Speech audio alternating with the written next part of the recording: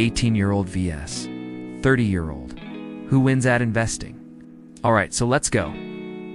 Let me ask you a simple question. What's that? If an 18-year-old invests just $5 a day, and a 30-year-old who is 3 times as wealthy invests $15 a day, who ends up wealthier by retirement, who's going to win? 30-year-old, right? I mean, they're putting in more money. Yeah, common sense, right?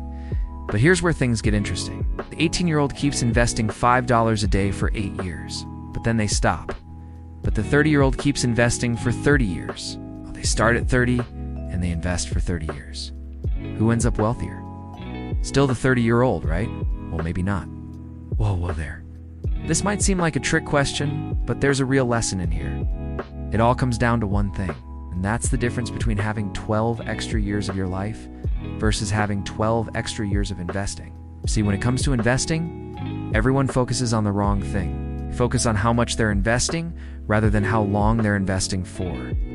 When it comes to investing, time is your greatest ally, not money. And we'll show you exactly why in just a second. But first, let's talk about something that's going to make your life a whole lot easier. See, the secret to making good financial decisions isn't about being smart or having a bunch of insider information. It's about understanding the basics. And that's exactly what Brilliant is all about. Brilliant teaches you the most important STEM concepts you need to know in everyday language with fun, interactive lessons. You learn by doing with tons of hands-on activities that help you master new skills faster. Whether you want to understand cryptocurrency, or improve your problem-solving skills, or just be able to impress your friends with some cool science knowledge, Brilliant's lessons are super engaging. In fact, 93% of students report enjoying their lessons. And there are over 60 courses to choose from. It's Brilliant. You can learn at your own pace and at any time. There's no homework and no exams. It's just pure learning fun. And look, if you need even more motivation to sign up, you should know that. Plus, we have a special offer for viewers of this channel. So who ends up with more money? The 18-year-old or the 30-year-old? Let's find out. To calculate this, we're going to use compound interest. See, compound interest is just a fancy way of saying you earn interest on your interest. For example, if you earn 10% every year on your savings, if you have $100, you'll end up with 110, then 121, then 133, and so on and so forth. So basically, the longer you keep your money invested, the more you'll earn in the long run. Now let's take a closer look at our two investors. First, we have our 18-year-old who starts investing $5 a day, which is roughly $150 a month. At the age of 18, assuming they retire at 60, they'll have around 37 years of investing. Second, we have our 30-year-old who starts investing at the age of 30. Now, since they're investing 3 times as much at $150 a month, they'll have 3 times as much to start with. So let's assume they retire at the age of 60 as well. That means they'll have 30 years of investing. So let's analyze the results. After 12 years of investing, the 18-year-old will have 12 extra years of compounding. How does that look in terms of actual money? Let's calculate. If you assume an average annual return of 10% after 37 years, the 18-year-old will end up with approximately $233,000. On the other hand, the 30-year-old won't have enough time to reach that level of compounding. So after 30 years, they'll end up with around $150,000. This means the 18-year-old will have around $83,000 more than the 30-year-old. And that's the power of compounding. In simple terms, Albert Einstein famously referred to compound interest as the 8th wonder of the world. He said, "He who understands it, earns it. He who doesn't, pays it."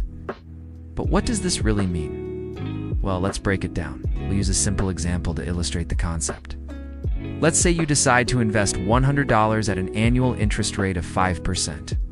After 1 year, your investment would grow to $105 because you earned a 5% return on your initial $100. That's great, right? But here's where the magic happens. With compound interest the following year, instead of earning 5% on $100, you now earn 5% on $105. So your interest for the second year is $5.25. By the third year, you'll earn 5% on $110.25, which is $5.51, and so on. So basically, each year your earnings increase because you're earning interest not only on your original investment, but also on the interest you've already earned. Over time, this snowball effect can lead to substantial growth. And the longer you let your investments grow, the more significant the impact of compound interest becomes.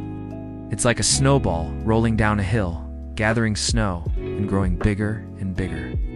And the bottom line is, the earlier you start investing, the more time your money has to grow. So if you're young, you can start small and still end up with a lot more than someone who starts later. It's all about giving your money the time it needs to grow. So don't underestimate the power of starting early. You see, money is a tool. It's a vehicle that can take you places, but it's not the destination itself. That's what people miss all the time. They fixate on the money when really they should be focusing on what the money can do for them. Now, let's shift the conversation a bit. Let's talk about happiness, which is something many of us chase without knowing how to get there. See, according to research, happiness is a habit. It's a daily practice. Just like you wouldn't expect to become fit overnight without consistent effort, happiness is the same. It's a skill that's developed over time. Now, while genetics and circumstances play a role, studies showed that only about 50% of our happiness is within our control. The other 50% is determined by our daily choices and actions. It's like a muscle. The more you exercise it, the stronger it gets. And the key to building this muscle is through habits. These are the actions you take every day, which contribute to your overall happiness. Some examples could be taking time to appreciate beauty, practicing gratitude, helping others, challenging yourself, and embracing change. But the most crucial part is consistency. It's not about a single action, but about integrating these practices into your daily routine. Think of it as filling up your emotional reservoir. Each happy moment is a drop of water you collect. And over time, these drops form a pool of contentment. And the beauty of it all is that these habits don't require grand gestures. They're often found in the small, everyday moments. It's in these moments that your happiness is built. So if you want to lead a happier life, remember it's not about a single action. It's about consistency. Make happiness a habit. Hey, thanks for tuning in. I hope you enjoyed this video and learned something new. If you did, hit that thumbs up button and consider subscribing for more insightful content. And hey, don't forget to spread the word. Share this video with your friends and family so they can benefit from it too. Remember, your support helps us continue to inspire and educate. Thanks again for watching, and we'll catch you in the next one.